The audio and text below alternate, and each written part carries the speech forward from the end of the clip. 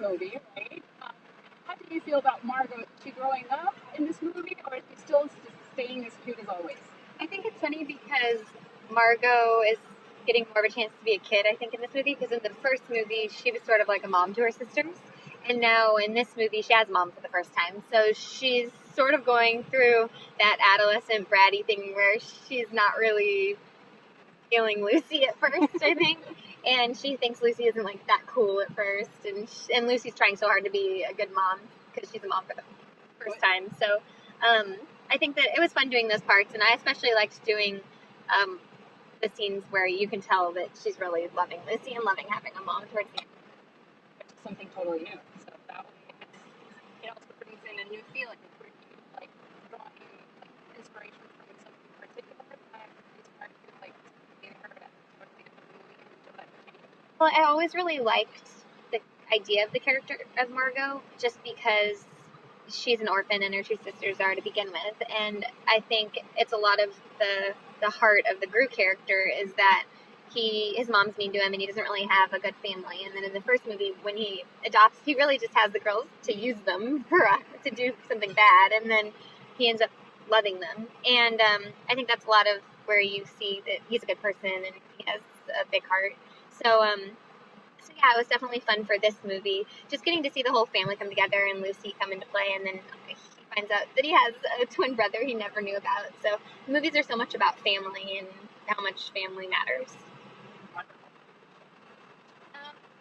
When the Despicable Me, they keep sending these messages that you never know what is going to go on, and they're so inspiring and they're so cute.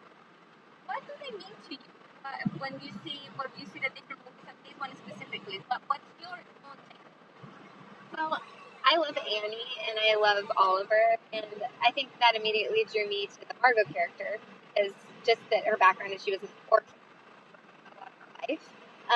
And then I love that Gru was a villain to begin with, and you get to see him become a much better person over the course of all the movies. I think that that's just a really big part of the film. And then the minions, for sure, I think bring so much to it. I feel like they weren't in the movie as much as I thought they were going to be, but every time they come on screen, their parts are some of my favorite parts. Like, I love when they're in jail. I just never thought I'd see that.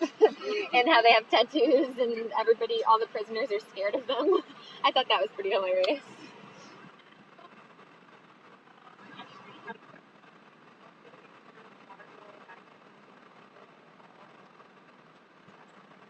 I think that'd be awesome since now their mom and dad are both basically superheroes.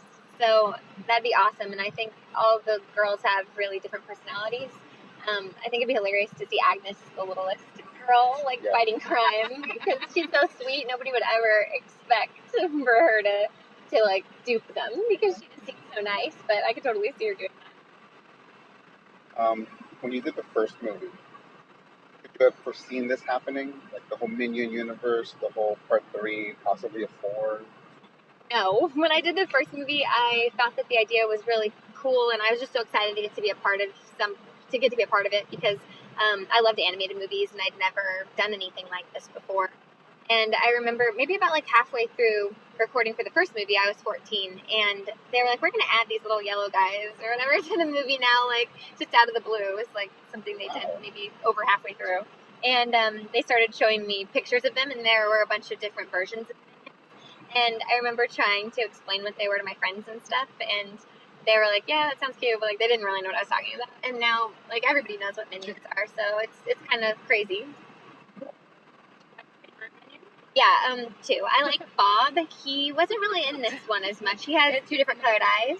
Yeah. And then I like Mel. Mel is he was the leader of all of them in Despicable Me 3. I liked him a lot. I like his hair. It's hideous, but somehow makes him cuter even. So yeah, I definitely like him. And he has such an attitude. He's done with Gru, but then he remembers all their good times. I thought it was pretty cute. And which is harder for you, voiceover or doing actual TV? I'd say voiceover is the easiest and maybe the most fun, just because there's no pressure. You go in and you're in a little sound booth alone, and you don't have to. You feel like nobody's watching you, so you don't feel self-conscious at all, and it's just fun getting to play around the lines and then to get to see her voice come out of this random little character. You managed to navigate from being a kid star to these things that are kind of transitional. And a lot of talent that started as a kid shy away so much from the kids' products because they feel that they're being typecast. How do you navigate this? How do you make it?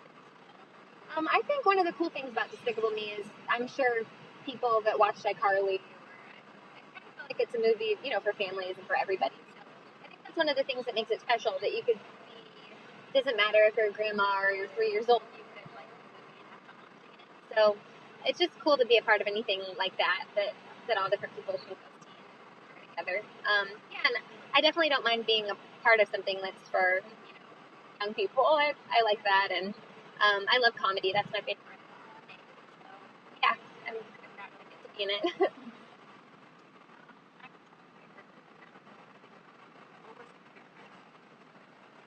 I definitely do like unicorns, but it's funny because in this movie,